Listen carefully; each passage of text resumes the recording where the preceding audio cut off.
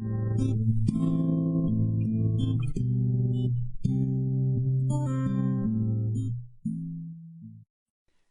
there once again, fellow peregrinos. Welcome to El Camino de Santiago Pilgrims podcast, where we talk about planning and preparation for life on the road to Santiago, as well as tips, tricks and hacks to make your journey along the way a lot more enjoyable. Today we have a guest on the line all the way from Liverpool, England, and Gabriel, you actually biked the Camino, didn't you? Yeah, I did. Yeah, I've been back about a week, but I biked it from Bilbao to Santiago. And just so we can kind of go back to the exact time and place where you first heard about the Camino and you thought, right, I'm going to do that. Can you remember exactly where you were when you made the decision? I can't remember exactly where I was, but it's only been the past 6 months that I've actually known about the Camino. My sister lives in Madrid, and she did a 5-day Camino. I can't remember where she started, maybe Sarriá or something, and then she finished in Santiago. And she told me about it, and she told me to watch the film The Way, so I did. And then I said to her, I will do it next year. And she said, well, why don't you do it this year? You're off work. Been off work with stress and anxiety for the past 6 months. I've just returned. Said, why don't you do it this year? You've got the money, you've got the time. So I said, okay, I will do. So I hummed and hawed about where to fly to. Should I fly to Madrid? Should I fly to Miraron? Should I go to Bilbao? And this was, it was falling away from my grasp. For whatever reason. So one day I just woke up in the morning, booked a flight to Bilbao, and thought, right then, let's do it. With little or no planning, but it was purposeful that I didn't plan so much, because I kind of just wanted to go with the flow. So you made the decision after the recommendation from your sister. One morning you just woke up and said, right, I'm going to do this thing, booked the flight, no planning, which is sometimes the best way to do it as well, because if you think too much about stuff, you could potentially talk yourself out of it. True. And you actually cycled the Camino del Norte, so the North Way, which runs obviously a bit further north than the Camino Frances. So tell us a bit about that. Well, I flew into Bilbao, and I originally intended to go east and start in Irún, but I quickly realised that it would be, for me, foolish to go east. I wanted to continue forward. I don't like the idea of going backwards, if I can help it. So I arrived in Bilbao, stayed in a hostel there for the night. It was nice, interesting city, but I was very eager to get into the countryside and the Camino as I imagined it, or I'd seen it on the film. So off I set on my bike through a beautiful port town of Bilbao, and then I arrived at my first albergue, which was in Anton, which was very nice, very, very nice. Great guy called Giuseppe there who received me, and I spent the night playing cards with 5 retired Belgians. We had a lovely meal. It was a donativo, so I gave what I had. I think I gave €8 of some eggs and a spicy tomato sauce, nice bottle of wine, and then some kind of almond spirit or something to give us at the end. So it was a good introduction. So the first night in Bilbao was in a hostel. It was interesting. It was okay. I enjoyed it. Played the guitar with these, I think they were Austrian students. But the next night, the first night in the albergue was where I got a taste of the magic, and it grew from there. Brilliant. So it's curious for me to talk to you as well, Gabriel, because I've walked the Camino Portuguese, I've walked the Camino Frances. So to get a taste of what the Camino del Norte is like, and if that camaraderie exists on the Camino del Norte as well.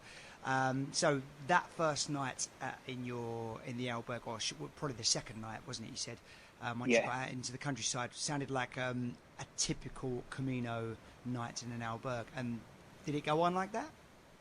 Very, very much so. Very much so. I mean, every night was different. Every night was brilliant. Some were magical. But everyone was great, and all of the people that I met on the Camino were fantastic people.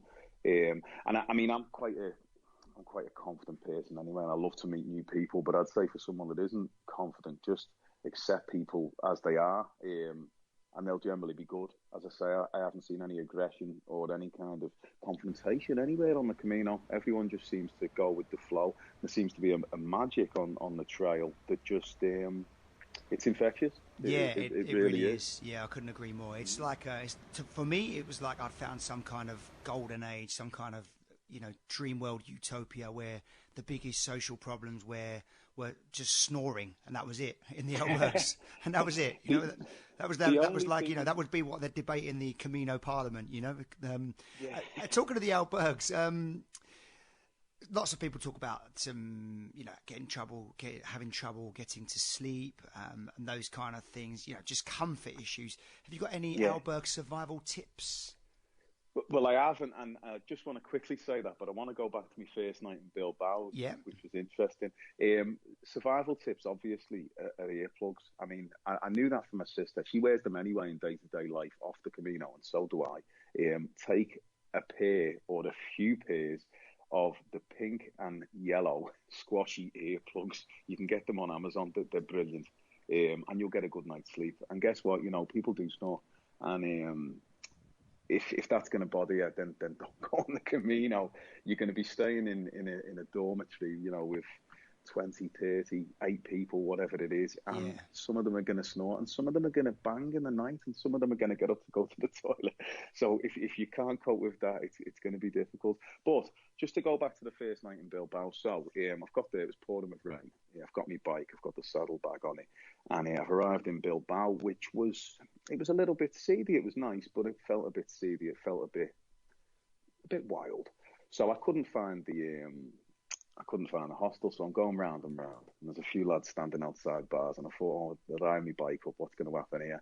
So I was a little bit paranoid. Anyway, I get to the hostel, and the girl on reception was great, and she said, right, then I'll put your bike upstairs. There was no lock on the door, so I'm feeling a little bit cautious. And then I've gone into the room, and she said, this is your room, and it was a 4 or 8 bed room. And my first introduction to the Camino was the guy said, be careful. He said, I had €100 stolen from my locker. So this is my first thing. And I thought, oh no, is the rest of the Camino going to be like this? Well, I quickly realized that the rest of the Camino was nothing like that. So it was such a contrast. And quickly, over the period of few days, my cares and worries of living in a big city like Liverpool, for instance, quickly dissolved. And I found that I could leave my passport, my money and everything out on the bed, and just nothing would get taken. I could leave my bike outside an albergue in the middle of the countryside, and it just would be there, unlocked, and it was okay. So I think I had to learn a lot about trust, but I learned it quickly. So that first night was a total contrast to the rest of the trail. So it was a bad first impression that didn't last, thankfully.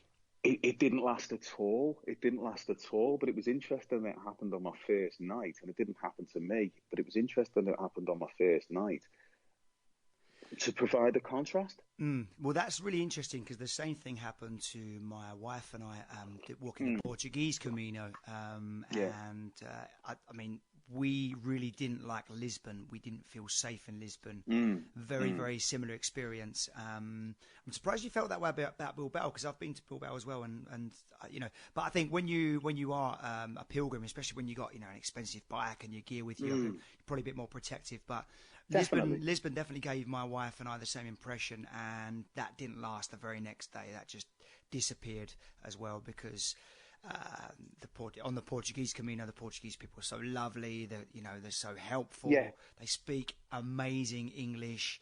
And it's just like the experience of Lisbon to the rest of the Camino. Like you said, Bilbao to the rest of the Camino del Norte.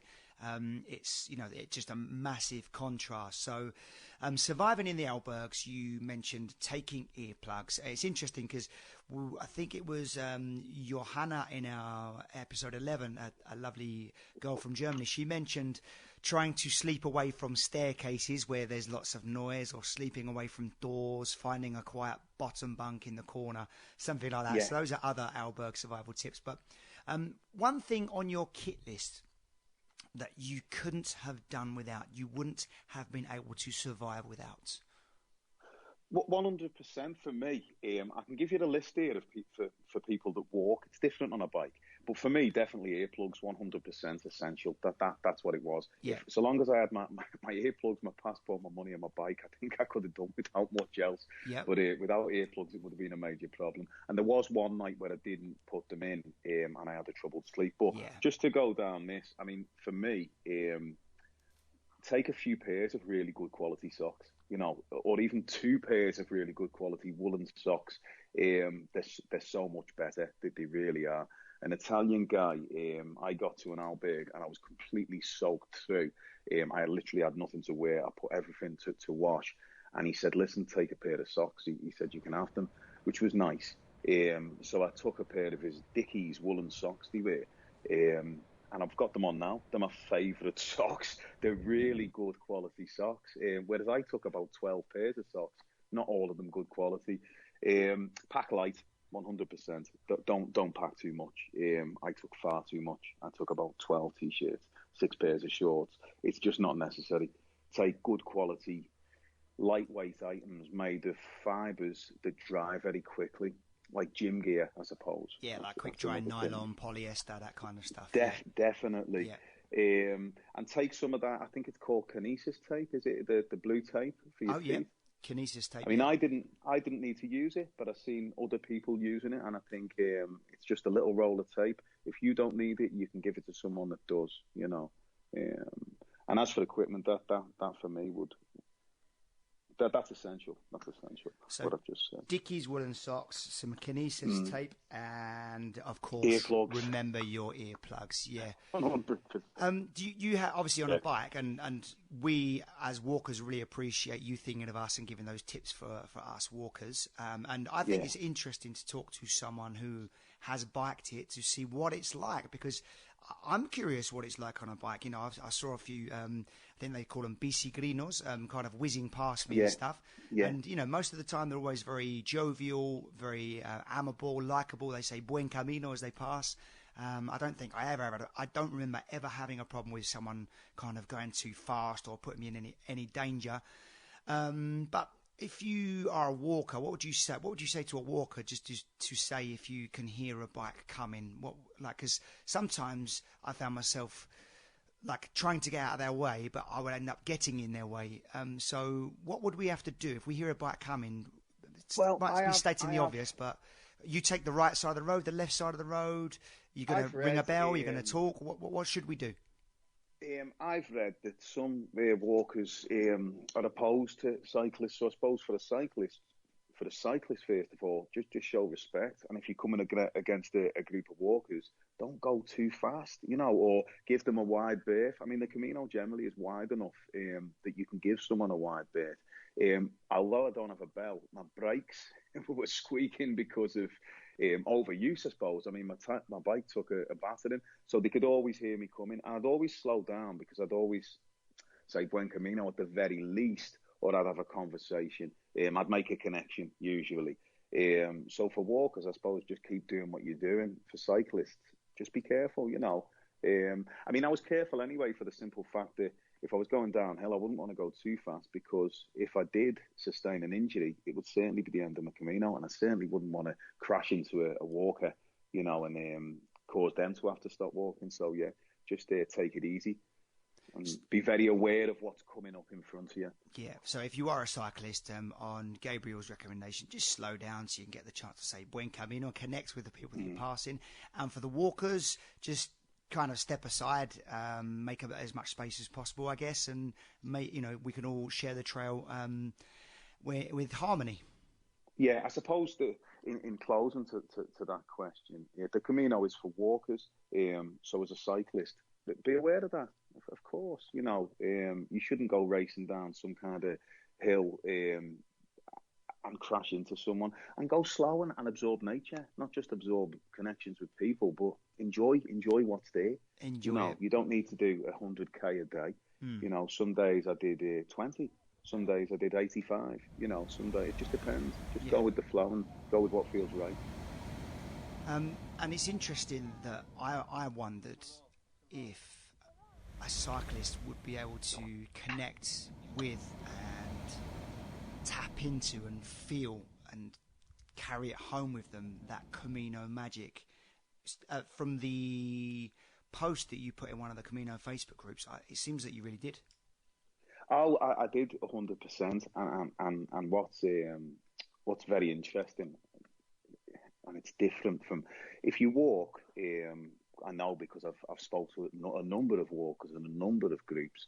If you walk, you kind of can walk as a group, and although you may split up into single walkers during the day, of an evening, by and large, you'll generally be staying in the same albergue. I know there's a lot of albergues in towns, but you'll have this kind of constant, consistent connection every day, which is fantastic.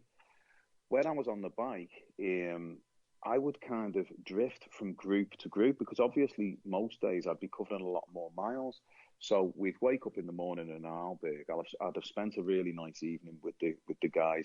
And although I'd only known them for a very, very short time, they felt like family, which is a very strange thing for someone who hasn't done the Camino to even contemplate. But you do get such a warm bond in such a short time. And then the next morning we'd get up, and I'd generally hit the road, it depends, about 9:30. I'm not one of these early risers. I'd get up, I'd have a breakfast and what have you. And then I would see every single person from the night before, every single person. So I'd see the slow ones, the fast ones, the ones who were super fast, the ones who got up really early. And then I would go then, and I would leave them, and I probably wouldn't see them again. And then I'd go a bit further, and then I'd encountered another group that had been walking since the beginning of the Camino, but I'd be accepted within them. And again, I'd know them like family within a very short time, and we'd share a meal together, or we'd share a bottle of wine, or we'd talk. And then maybe the next day, I may see somebody from a few days ago that may have got a bus, for instance, because some people do get buses, or I might have had a slow day one day, and then I'd catch up with people that I'd seen from a couple of days ago. And again, I'd embrace them like a long-lost brother. So it was a very different experience. But I'd have maybe more connections, maybe not as deep, but deep enough for me, with a greater number of people along the way. And that complements the time that you have on your own on the bike, I suppose. It's a contrast, and it's a beautiful contrast. Just like going out of a forest for days, going through towns and forests, and then happening upon somewhere like Gijón, for instance, which is quite urbanized. It's very interesting, that contrast of being alone in nature, and then of a nighttime, every single night, being surrounded by a new group of wonderful people. It's the contrasts, I think, that make you appreciate. For instance, if you're in nature for a few days, you can get a bit desensitized and numb to it. It's not as wonderful as it was the first day that you got into it. So to stop in an urban environment for a night, it kind of makes you appreciate it again when you get back into it. Yeah, just like being away from people for the day makes you appreciate them when you see them. So it's interesting. Yeah. They say the kind of cheesy saying, you've got to be rained upon to appreciate the sunshine in a way, and for sure, yeah, it's definitely kind of that sentiment epitomised. And so it's interesting that you still build up that rapport on the Camino del Norte, and you still build up that rapport on while you're on a bike, which is lovely to hear. And for anyone that maybe doesn't have a month but still wants to do the whole thing, the bike is a good option, right? 100%. And I mean, it's so beautiful coasting down.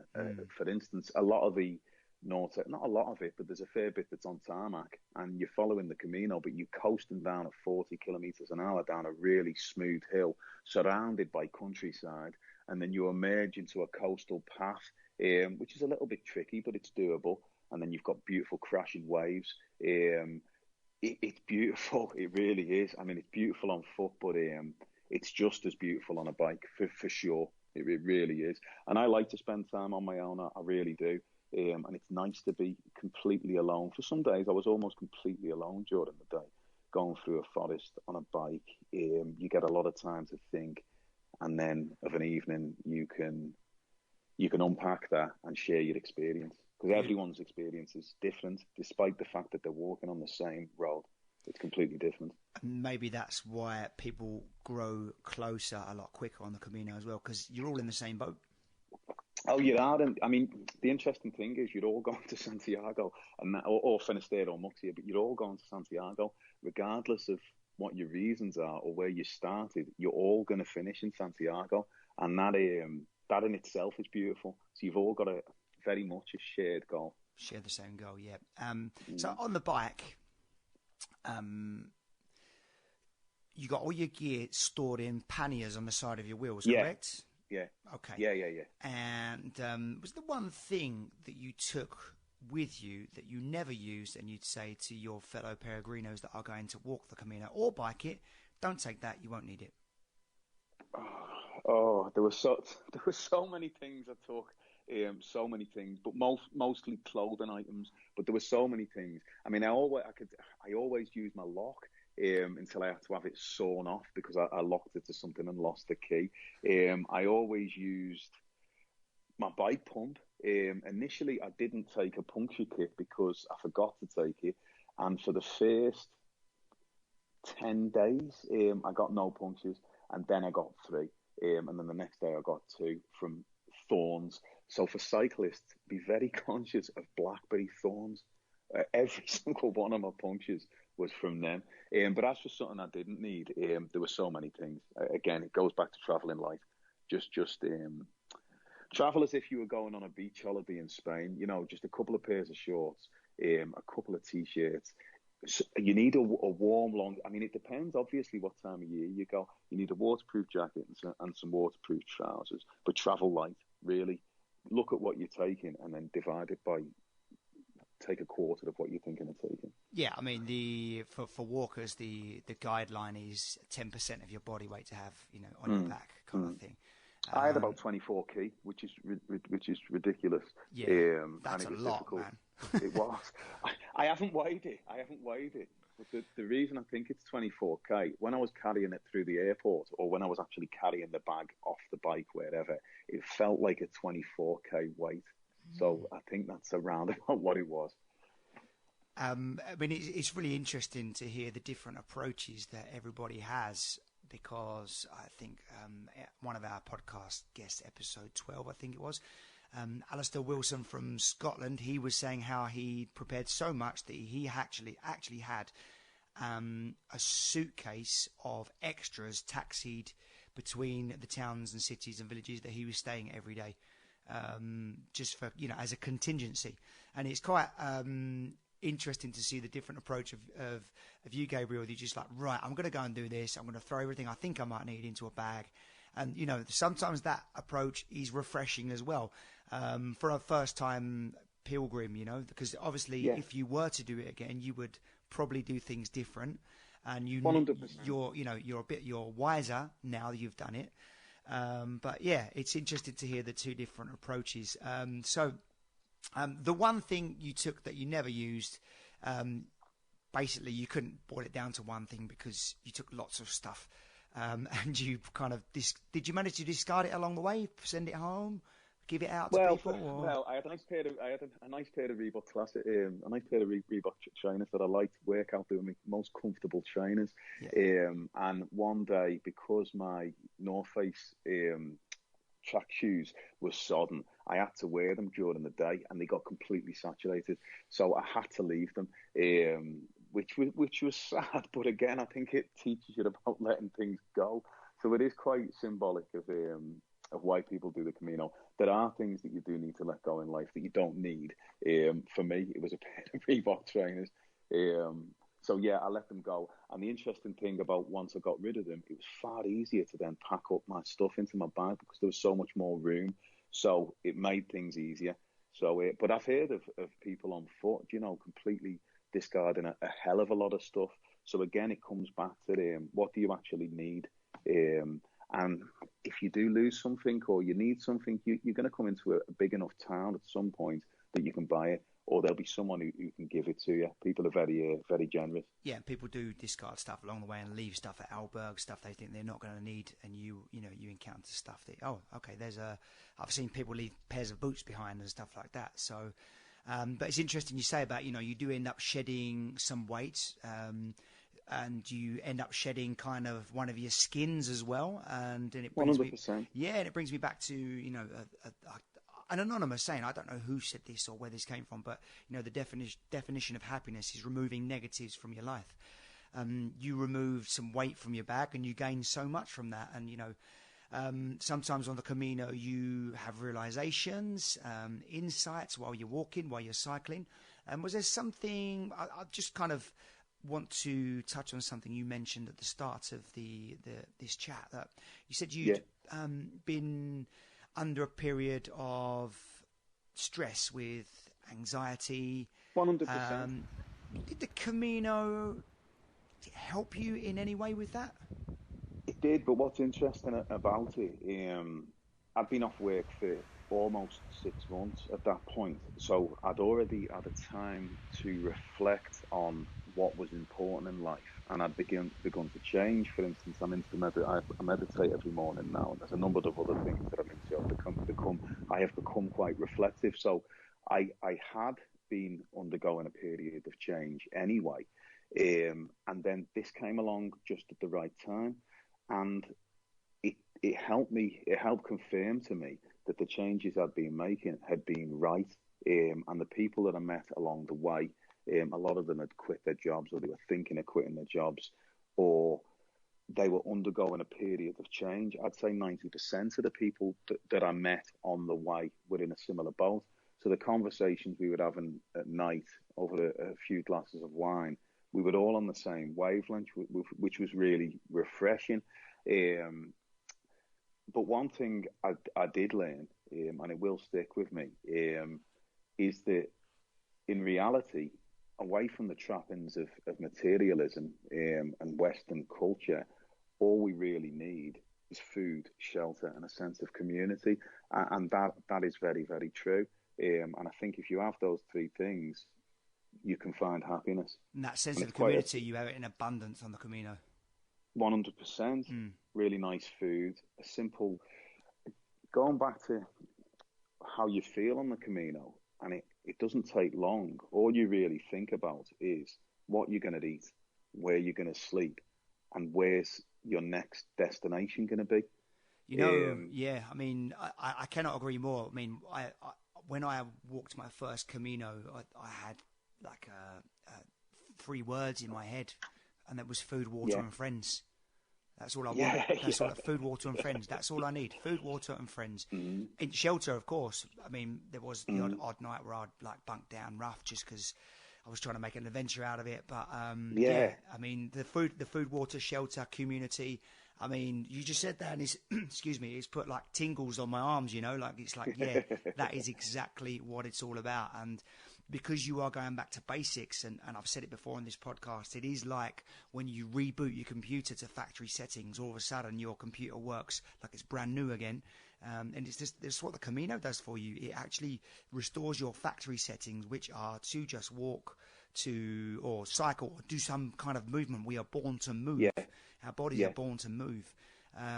Food, water, friends, movement, and your comfort zone is reduced to those things, and I personally felt a sense of elation, a sense of happiness, which dwarfed anything I'd ever felt in my life. It's true, and it's very, very true. I mean, there were most days where I was so high and elated by my experience, by nature. Give me those goosebumps again, man. Yeah, you're giving them goosebumps. I know, but it was, and I was going along with a smile on my face, and everyone you bump into is so happy. You're having really good conversations, and obviously being English, and English being quite a widely spoken language, I could communicate with almost everybody, which was nice. I remember saying to some Spanish girl one day, "This is the best day of my life," and it actually was. I had such a really nice night in a donativo to Casa La Vega near Riba de Stella, I think that's how you say it, with this wonderful woman who cooked the most beautiful food, and there were only three of us staying there that night: a German guy, a Korean guy, myself, and this woman. And we ate as a family. And as soon as I got in there, and I was a little bit worried that night. Like you said, there's a couple of nights where, or there can be nights where you think, am I going to find somewhere to sleep tonight? Because one of the towns you're in, the albergue, is full or it's closed. So you take a risk getting to the next one. It's getting dark, and I had no lights on my bike. And anyway, you can have a couple of wild nights, but I didn't have to sleep rough at all. But I got to this albergue, and I was a bit concerned. It was about 7 or 8. It was starting to get dark, and I thought, am I going to find it? Anyway, I got there, and she welcomed me, and she said, listen, she said, for now, my house is your house. And we sat there, and we ate like a family. Couldn't really speak to the Korean guy, but I'd seen the German guy a couple of days before, so we had a really simple meal, had a really nice night's sleep. The next morning, over a coffee with the Korean guy, I was using Google Translate on my phone, and we were able to have a conversation, which was really magical, because I could see the night before he was very frustrated, and I was frustrated that we wanted to communicate, but we couldn't. And then I left there. I just felt as though my batteries were 100%. I was completely recharged, and I was ready to take on what it brought. And then I bumped into the Spanish girl, and I just said to her, I've had the best day of my life. It was, and it really was, genuinely. I've never felt such a raw joy. Yeah, it's unfettered, isn't it? It's something, it's pure, and it does come from something so simple.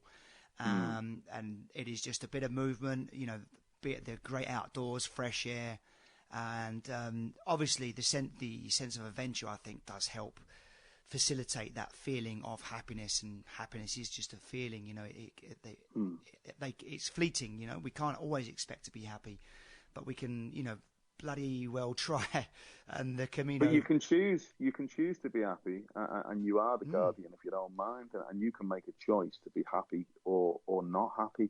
And that's something that you need to choose. And just to go on from that, and this is a sentiment that I've learned anyway, and it was a shared sentiment across most of the people that I spoke to on the Camino.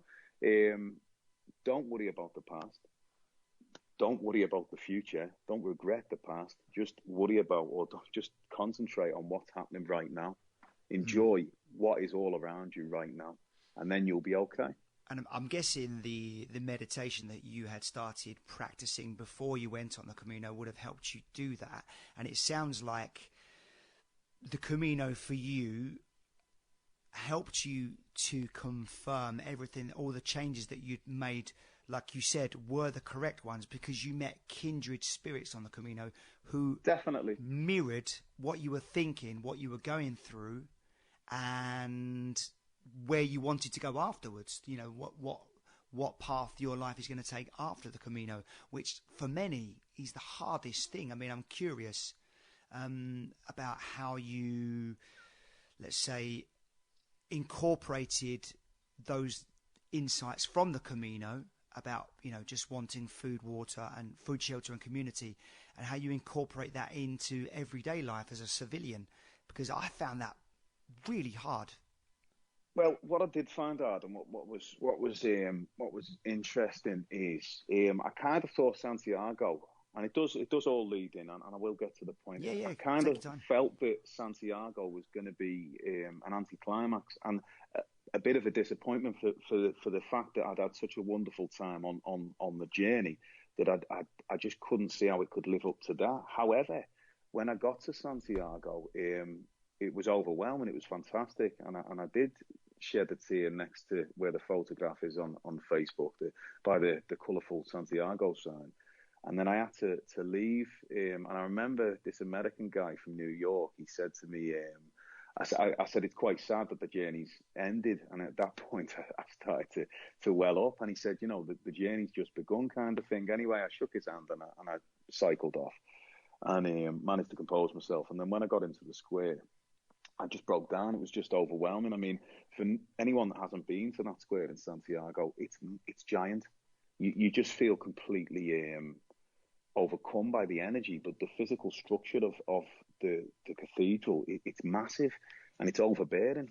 Anyway, after I did that, I got myself together, and I got a couple of photographs, and then I had a period of about 2 hours where I felt completely and utterly lost. And it was crazy. I just felt as though the goal that I'd been attempting to reach, I'd attained it. And I felt really melancholy and strange. But after that, I started to bump into people that I'd seen, and then we went for a drink and what have you, and I felt fantastic. And as to how I can put these things into my daily life, I've realised that the job that I'm doing at the moment, I don't think there's any future in it for me. I don't think it suits me. And I think I've been doing a role that is adverse to how I want to be. I like to be nice to people and they're nice to me. I believe in what goes around comes around. You know, simple things like this. And I want to be in a job that allows me to be free in how I am and how I interact with people. So there's definitely an escape plan hatching. And for sure, I would love to live in Spain. So these are the things I'm working on at the moment. And I'm going to continue to focus on getting some kind of online business or something off the ground where I'm not tied to a location. I certainly want to travel a lot more. I've met people in hostels that are using a site called Workaway, and they're literally just working their way around the world for little or no money, but they get bed and board for the night. And it goes back to what I was saying before. So long as you've got a roof over your head and something to eat and a sense of community, you can be happy. So in terms of applying those lessons from what you've learned about yourself throughout your time building up to the Camino and your time on the Camino, confirming basically who you are and what makes you tick, it's given you the impetus to incorporate that into your post-Camino life by changing your job, becoming location independent, which is the professional goal, correct? Yeah, definitely. That's 100%. Like your professional... I've wanted to do this. Yeah. That's like your professional Santiago, yeah. Definitely. I've wanted to do it for years, but I've never... I procrastinated a lot. But now that I've got a taste of the prize, now that I can see what beauty you can see on a daily basis, I know now that I really need to commit to doing it. And the winter's here, you know, winter's coming. Yeah, tough. I'm literally going to go to work, go to the gym, come home and focus on building a business. Brilliant. That's what it's about. And something else you mentioned, I can't believe I just had some great line I was going to say to you there, Gabriel, and I just dropped it out of my head somehow. What was it about? Obviously wasn't that important because it's just gone out. But I was going to say, if you do want any help with moving to Spain, then for sure get in touch with me, because I currently live in Spain. And in actual fact, I'm potentially planning on moving back to the UK because my wife is from Bolton, which is not too far from you. Yeah. Not too far, yeah. She's a Bolton girl. She says Facebook instead of Facebook. But anyway, does make me chuckle, the Bolton accent. But anyway, I'm a Cockney, so what can I say? No legs to stand on. But yeah, if you do need some help with moving to Spain, I've lived in Spain for quite a while now. Just send me a message for some info, and I'll be happy to help. I'll do that, definitely. Spain is a beautiful country. I've always felt at home there. My sister lives there. My mum's got a place there. I'd love to go there. Fantastic place. Brilliant. Okay, so you've got that post-Camino professional and personal goal set out, and you're prepared to wake up every day just like you did on the Camino and, go tooth and nail to get it.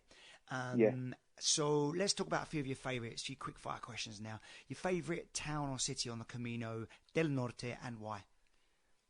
I really enjoyed Gijón, and I'll tell you why I enjoyed it. Now, I got there, and again, it comes back to a lack of trust, but I got to a place called the Gijón Surf Hostel, I think it was called, and it was great. So I've got there, and I said, anywhere I can put my bike, and the girl said, yeah, you can put it downstairs. There's a gym downstairs, so I put it downstairs. Anyway, long story short, I ended up locking it to this rack of wetsuits, and then I've gone to the toilet. As I stood up to flush the chain, for some reason, I got in my pocket, and the bike lock key flushed down the toilet, and it was gone. So I had to spend the next day waiting for the guy to whiz it off with a whizzer, hanging around with these surfers all day. And it was such an interesting insight into just surf life in a Spanish surf resort. So Gijón for sure. was one of my favourites, but Okay, there were so many. So Gijón would be this one you've picked out as your favourite. You had a few. Yeah. I thought you were going to say you spent the day trying to pluck it from out the toilet, but I'm glad you. No. Glad It you was didn't do gone. that one. I had to let it go. It was gone. It's gone. I had to let it go. We'll have one of those Camino lessons. Let it go. Yeah, that's what it is. Sorry for the frozen there. So you can. I'll try and delete that bit. Your favourite albergue and why? My favourite albergue, and I recommend anyone, if you're on the Del Norte, go for it. It's called the Tu Casa La Vega, and it's just outside of Riba di Stella. I think that's how you say it. And again, the reason for it was she said that she cooked a different meal every day, and it was a very simple meal. It was like a spicy Mexican barley soup. Oh, it was delicious. And then a vegetarian chili. And she said no alarm clocks in the morning. She said just wake up when you wake up, kind of thing. There were bunk beds, but there were also single beds, which was one of the only single beds I've slept on the Camino. But it was just magical. It was like something out of Hansel and Gretel. It was really, really magical. So if you get a chance, to Casa La Vega, the Ribestella, I think that's what it's called. Okay, I'll find that place and I'll put a link to it on our Facebook page. Wonderful place. Yeah, and it's Donativo as well. Right. So, give what you like. Give what you can. Brilliant. Okay, so Tu Casa La Vega, and we'll put a link to that on our Facebook page, El Camino de Santiago Pilgrims podcast. Go on there and you'll see it. Was there a place you didn't stop but wish you did? Yes. Are you familiar with the Camino del Norte? Do you know what? I've never done the Camino del Norte, and it's really interesting chatting to you because it is going to be my next one, without a doubt. It was called Lugo, I think it was Luego or Lugo. Oh, I can't remember the actual name of it, but it was a seaside town, and it was really, really nice. And I'd only done about 10k. I thought, I'd love to stay here, but I couldn't bring myself to it. I needed to do, about 40k or something. I'm sure it was called Luego. Clarify that. Google it when we finished and put the correct name, or I'll message you the correct name. I've just found it. I've just found it. It's called Lugo, and it's not too far away from Santiago. Yeah, it wasn't. I don't think it was called Lugo, not Lugo. It was called something like that. It was a really big seaside town, very up and down, with a really nice marina. It was fantastic.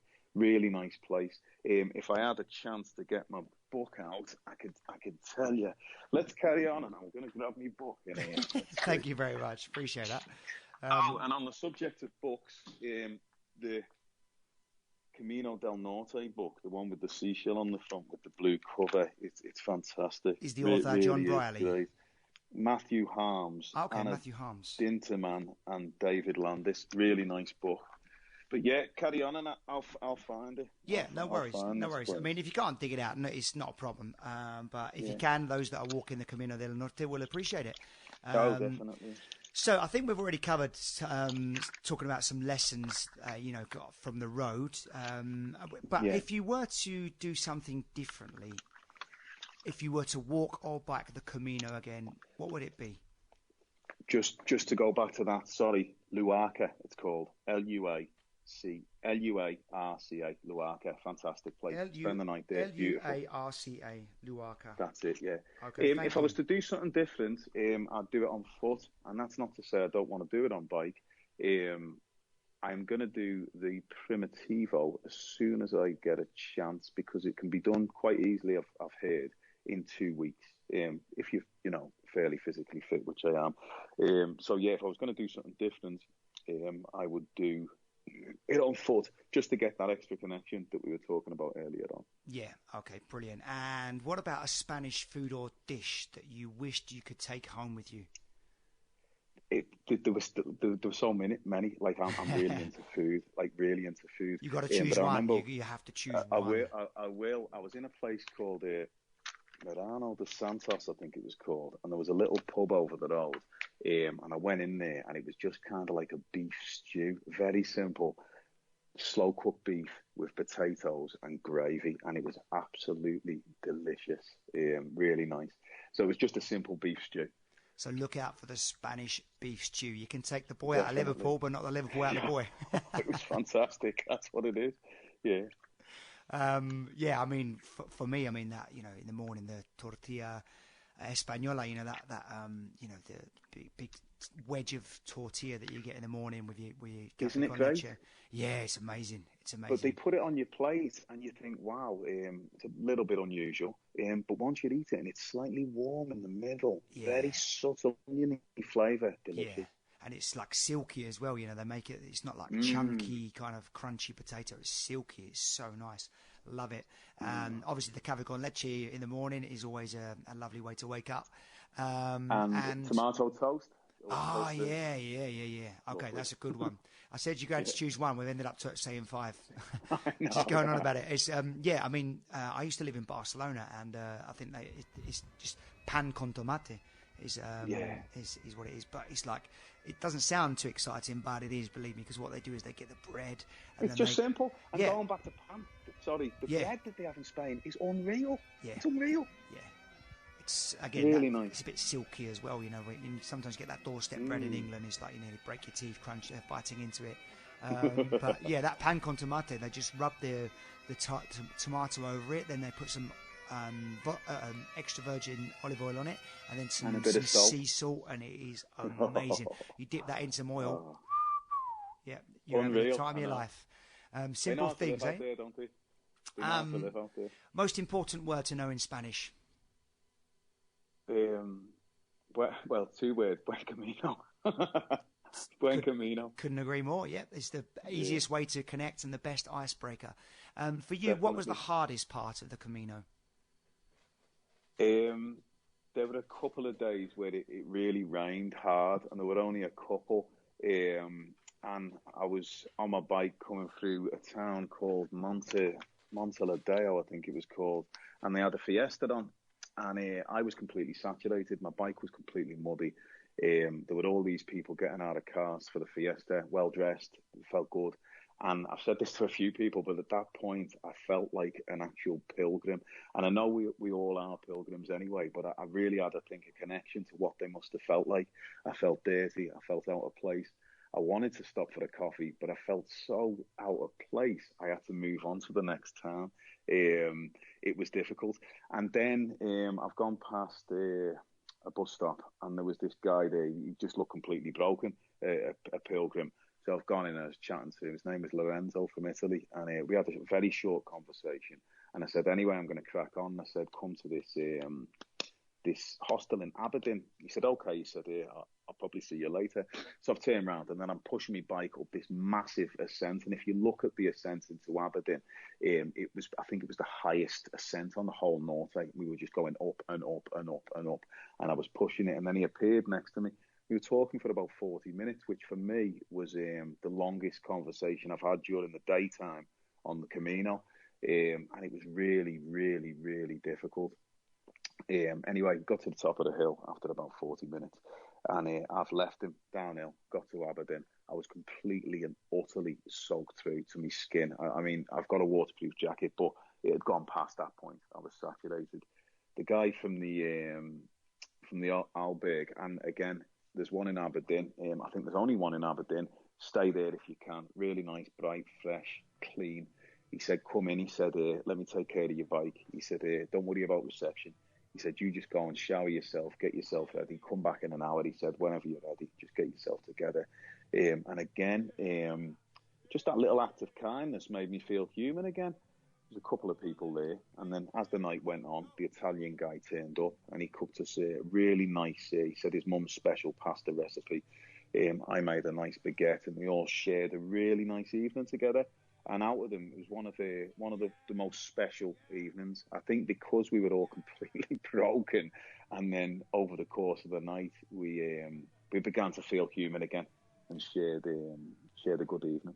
It's those moments on the Camino, those hard moments, and it's a great story you just shared there. It's part of the character building and the skin shedding, I think. Definitely. I mean, I got a bit of a lump in my throat when I was saying it then, because it was. I mean, Yeah. these things are going to stay with me. They're definitely going to stay with me. And I know you go on a nice holiday, for instance, to you can go on an all-inclusive to Mexico and you can have a great time, frolicking by the beach and what have you. And then you get back and you've still got a good feeling and it slowly subsides. But you're not going to get this magic. I mean, it's touched me in my heart 100%, and that's not going to go. Yeah, Definitely I not going think to go. it's hard work for the body, but a holiday for the spirit. That's how I would describe it. So Definitely. So we're just going to tie this up. Just by asking one last question, and that is, imagine that your pre-Camino self is worried. You're in that point where you still haven't decided to go. And that pre-Camino version of yourself is about to have a conversation with the post-Camino version of yourself. What is the post-Camino version of yourself going to say to the pre-Camino version to convince him to go? Get the time, book a flight, and just do it. Don't think about it. If you've only got 2 weeks and you haven't got a bike, do the Primitivo. If you've got 4 to 5 weeks, do the El Norte, do the France. But do it. Why? Because it's fantastic, because it's life-changing, because you'll meet so many wonderful people, because it'll restore your faith in humanity, because it's a unique and wonderful experience, unlike anything you'll find anywhere else. That's why. Gabriel, I could not agree more. So with that, I'm going to say thank you very much for nearly an hour of your time this morning. I'm really, really grateful. It's been such a wonderful chat. And not only have you given so many useful and practical tips for your fellow peregrinos that are listening, but also it's lovely to hear what the Camino did for you and how you grew out of it, getting to know yourself, and also, that it did restore your faith in humanity, as you've just wonderfully put there. And I could not agree more. So, Gabriel Brocklesby from Liverpool, thank you so much for your time. Buen Camino. It's been a pleasure. Buen Camino. Thank you.